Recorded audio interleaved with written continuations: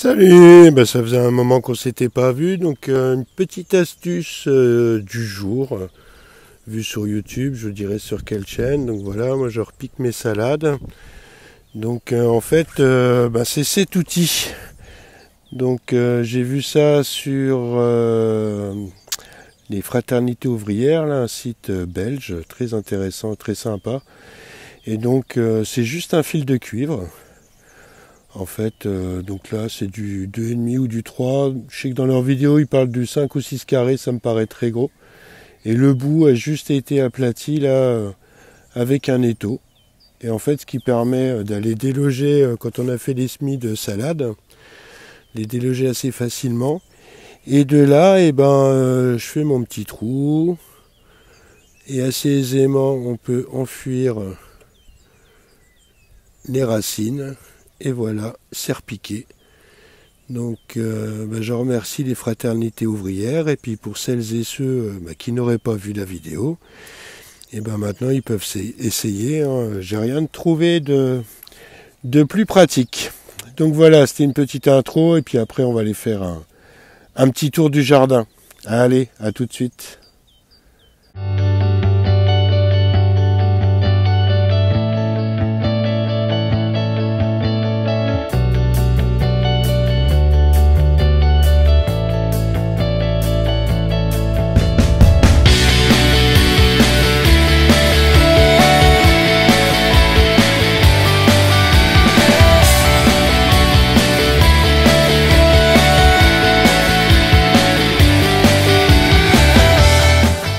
Tout le monde, aujourd'hui nous sommes le 31 mai et donc on peut voir que depuis la dernière fois ça a bien fleuri au jardin et donc l'inquiétude qui concernait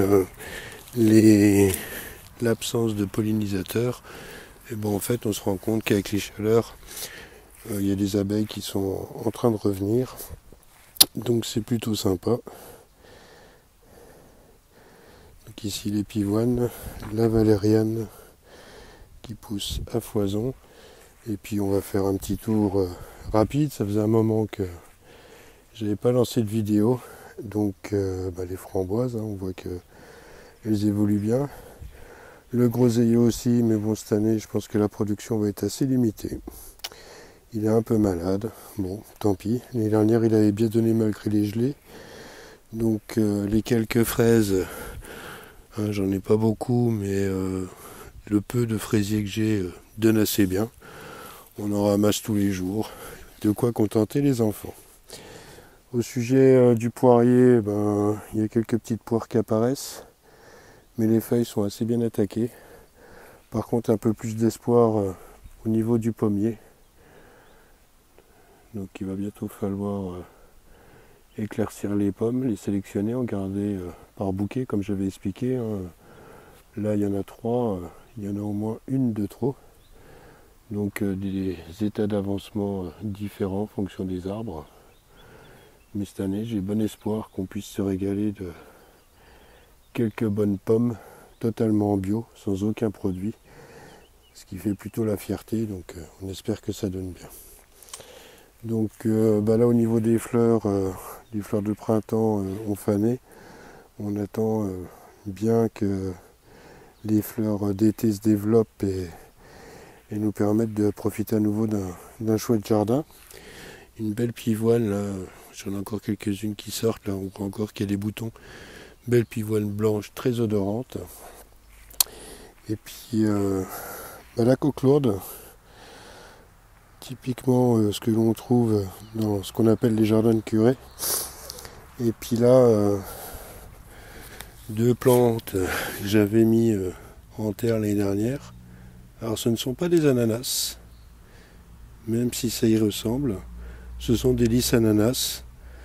Donc on attend de voir comment tout ça va fleurir.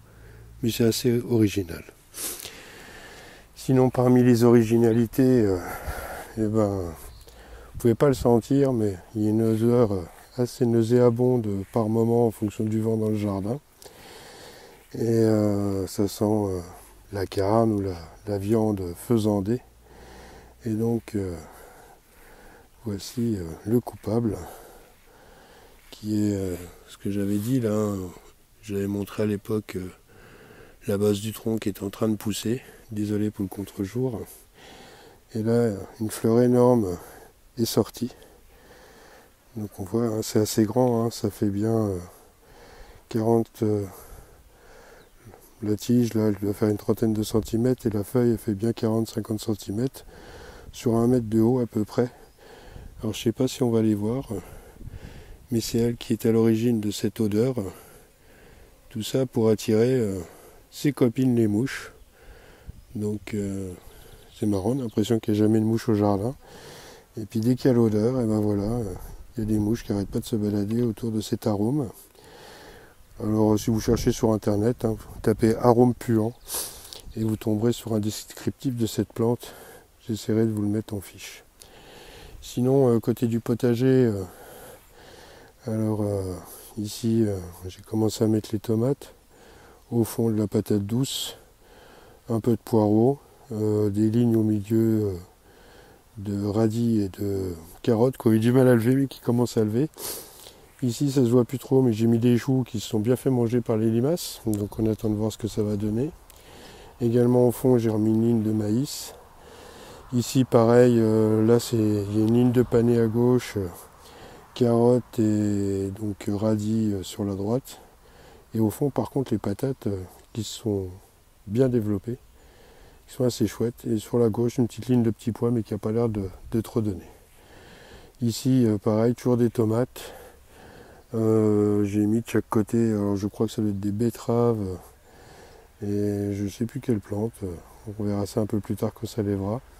Et au fond, ce sont les maïs là, qui sont en train de bien sortir et j'ai commencé à installer les courges. Ici une planche un peu plus développée. Alors qu'est-ce que l'on peut voir? Toujours des tomates, des plants de céleri, je ne sais pas si on voit très bien. Ici, il y a de l'échalote. Et au fond, pareil, des patates qui sortent un peu plus tardivement que les autres. Mais sont en train de sortir, bon gré, mal gré. Ici, on a des capucines qui viennent naturellement. J'en avais plein l'année dernière, donc malgré le paillage, ça ne les empêche pas de pousser gentiment. Si elles m'embêtent, je les enlève, autrement en général je les laisse. Alors ici pareil, j'ai encore des radis et des blettes.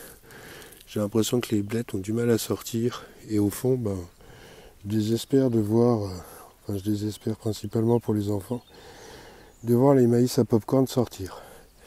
Alors globalement depuis un mois on a eu pas mal de précipitations liées à des orages, pas forcément des orages violents, donc c'est-à-dire qu'on n'a pas été embêté avec de la grêle ou du vent fort qui vont tout détruire. Mais les limaces,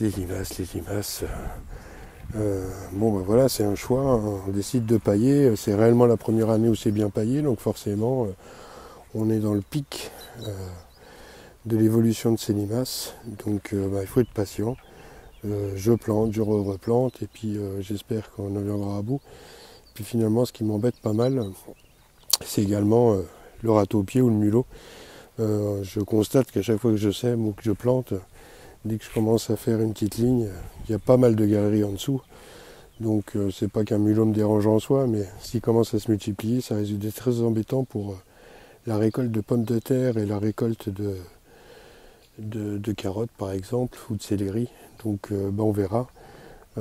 Parmi les solutions, on va tester. Donc j'ai récupéré de la fritillaire impériale, une fleur que je vous avais montré en début de saison.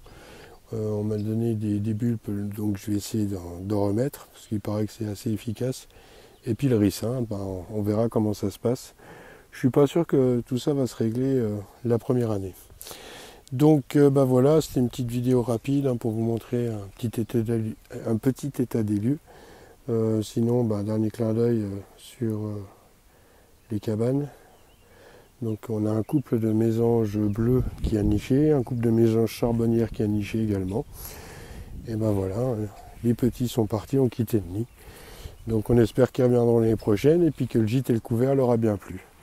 Donc quelques dernières images comme ça, juste Parler du figuier hein, qui avait bien gelé et bien souffert l'année dernière, qui a eu beaucoup de mal à repartir, et là il repart à la base. On va pas dire que c'est increvable, mais presque. Donc je vous souhaite une bonne semaine, un bon jardinage. On attend ce soir encore des orages. Le problème des orages, on ne sait jamais réellement où ils tombent et comment ils vont tomber. Donc s'ils nous mettent un bon arrosage, on sera plutôt content en espérant que ce soit pas trop violent et qu'on n'ait pas de grêle plein le potager. Allez, à bientôt et puis bonne semaine, profitez bien, jardinez bien et à bientôt. Ciao ciao.